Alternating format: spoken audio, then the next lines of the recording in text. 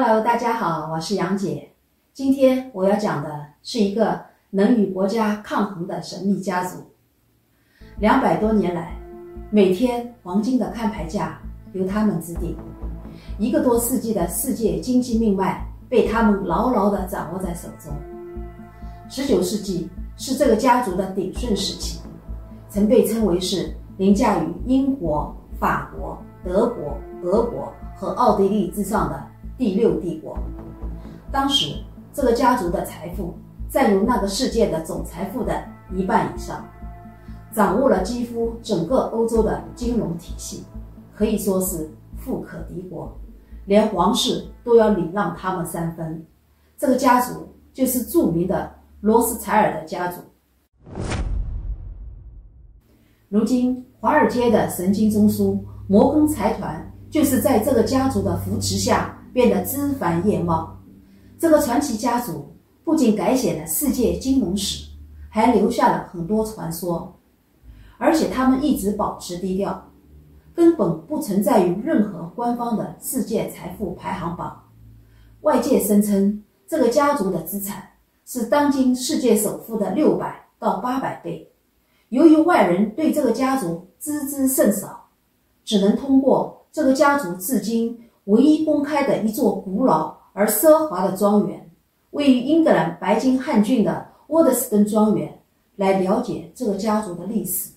我们先去快速参观一下吧。驱车进入庄园大门后，足足开车5分钟，才见到一座中世纪城堡般的建筑。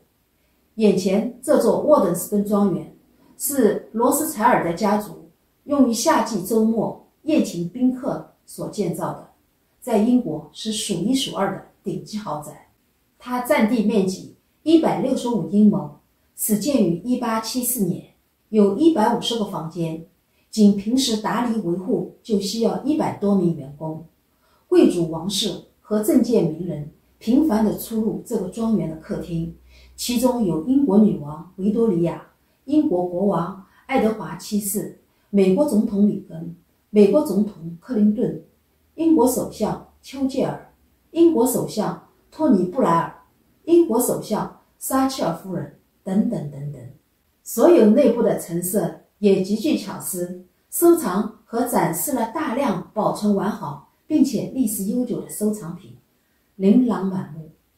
这样规格的庄园，罗斯柴尔德家族在欧洲共拥有44栋。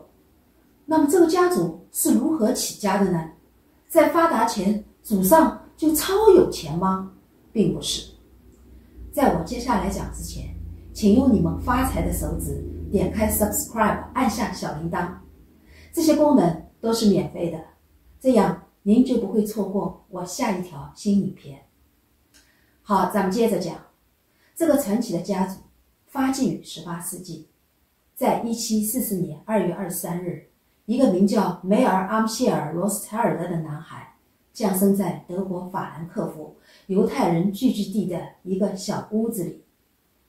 他的出生改写了这个家族的历史。他通过贩卖具有收藏价值的古币，结识了当时黑森国的继承人威廉王子。这个黑森国是德国历史上的一个伯爵领地和大公国。这位威廉王子是一个古币收藏爱好者，靠着王子的提携，梅尔成了王子的御用商人。在威廉王子继承王位，当了国王，并且继承了巨额遗产以后，这些财产全由梅尔负责管理。有一句老话叫乱世出英雄，金融界枭雄的崛起也往往是在战争时期抓住了绝佳机会，罗斯柴尔德家族就是其中之一。1789年法国大革命爆发以后，梅尔靠着帮黑森王室打理和英国之间的贸易迅速做大。1806年拿破仑攻落黑森国，威廉出逃，并将巨额财产托付给了梅尔代为管理。梅尔接手了威廉的全部资产，并把钱贷款给一些需要打仗的欧洲小国。他很聪明，他从来不把宝压在一方，而是把钱借给打仗的双方，无论双方谁输谁赢，梅尔的收入都不会受到影响，赢的一方会加倍偿还贷款，输的一方则以土地等不动产来抵债。在财富迅速累积以后，梅尔建立了罗斯柴尔德家族的第一家银行，成为了这个银行世家的第一位掌门人。梅尔一生有5个儿子，他为这5个儿子每个人都准备了一份创业资金，并将他们分散送往欧洲各地，向皇室和贵族们提供贷款和贸易服务。这5个儿子在各自的商业领域都获得了巨大的成功。大儿子留在本地法兰克福，二儿子来到了维也纳，三儿子去了伦敦，四儿子则去了那不勒斯，五儿子去了法国巴黎。从此，一个庞大的金融帝国开始慢慢成型。在接下来的几年里，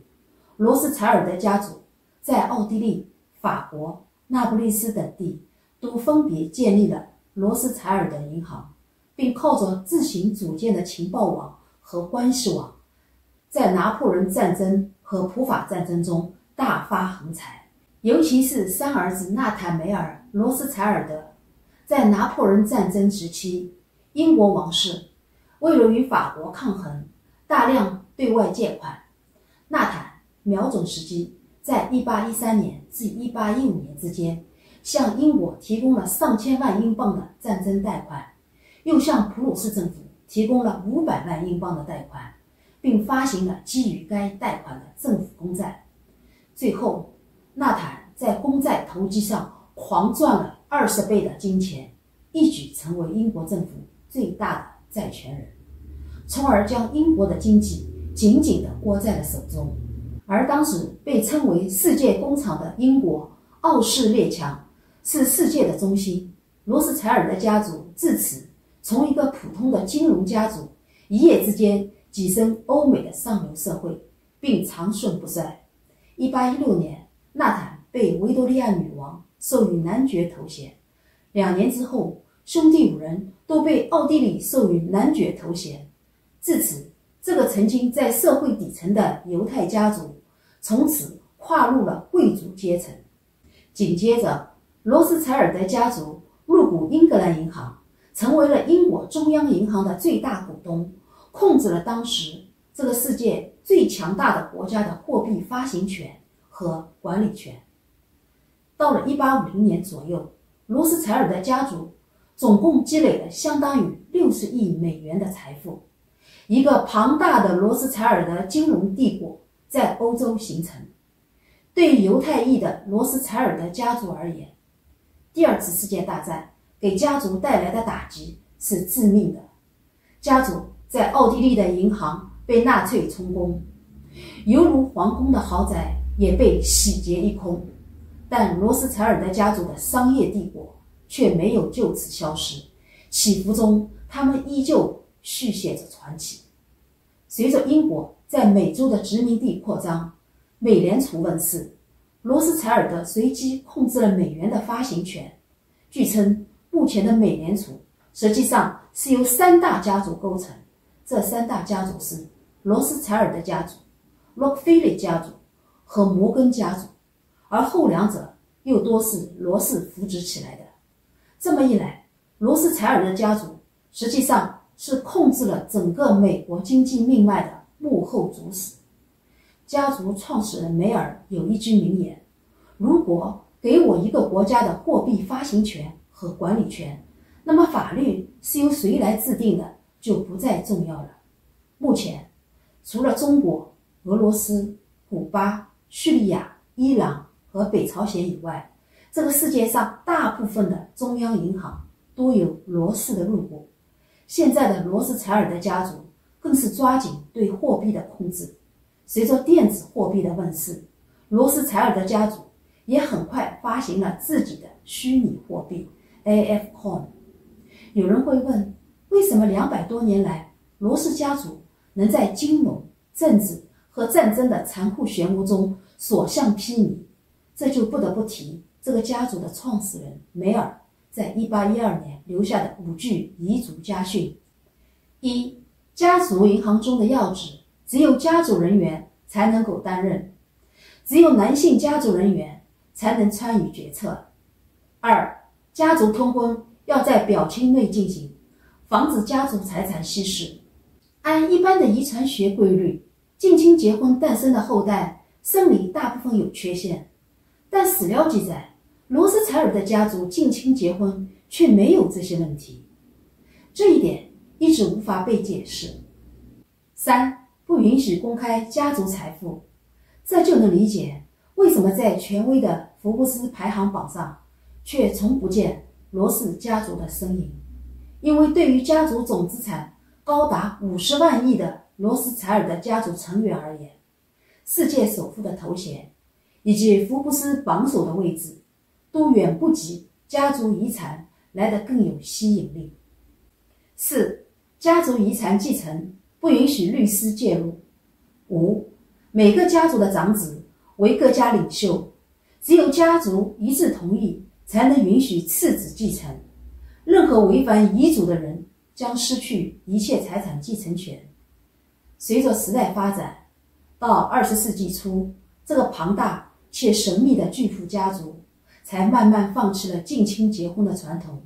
而其他家训后代们则传承至今。比如所有罗斯柴尔德家族的银行都拒绝上市，这意味着他根本不用公布年报。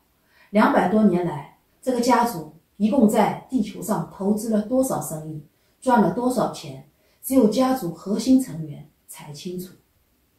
团结是创始人梅尔留给后人的另一个宝贵遗产，这个家族品质后来成了家族致富的重要因素。梅尔将团结的概念设计成家族标志，上面的5支箭象征着梅尔把5个儿子像利箭一样射向欧洲的5个心脏地区，分别建立家族银行。被缠在一起的箭意味着5个儿子之间进行合作，借助各国分支的优劣，互相间取长补短。梅尔还不断告诫儿子们，你们团结一致，你们就所向无敌，你们分手那天将是你们失去繁荣的开始。能如此长盛不衰地屹立在金融界的罗斯柴尔德家族，除了依赖于贵族政界的良好关系，他们自身的勤奋和缜密，还有家族的前瞻性，也非常让同行们叹为观止。最著名的案例是1911年有关泰坦尼克号的商战。当时泰坦尼克号是一艘永不沉没的巨人，在它出海前，所有保险公司都争着为它投保，因为永不沉没就意味着稳赚不赔。只有罗斯柴尔德家族旗下的保险公司拒绝做这笔买卖，他们就像是提前预料到了灾难的发生一样。俗话说，富不过3代，是大多数富豪们的命运走向。而金融巨鳄罗斯柴尔德家族却打破了富不过3代的规律，罕见地将财富传续到了如今的第8代。这个家族凭着一代一代传下来的家训，凭借着和政府的良好关系以及拥有的核心资源，始终立足于世界商业的最顶端。他们的生意遍布很多的领域，早已渗透到了我们生活的方方面面。比如占世界40%钻石的来自南非的戴比尔斯 De Beers， 那句被称为20世纪最佳广告语“钻石恒久远，一颗永流传”就出自戴比尔斯。还有世界上最大的烟草公司菲利普莫里斯，世界上2个最厉害的红酒品牌拉菲红酒和牧童红酒。另外，壳牌石油、高盛集团、路透社、纽约时报、谷歌、迪士尼、可口可乐和麦当劳都有罗斯柴尔德家族的身影。与其说他们神秘，不如说他们早已经和我们赖以生存的社会融为了一体。好了，今天的杨解说就到这里，别忘了订阅，按下小铃铛，就不会错过我下一条新影片。感谢收看，咱们下期再见。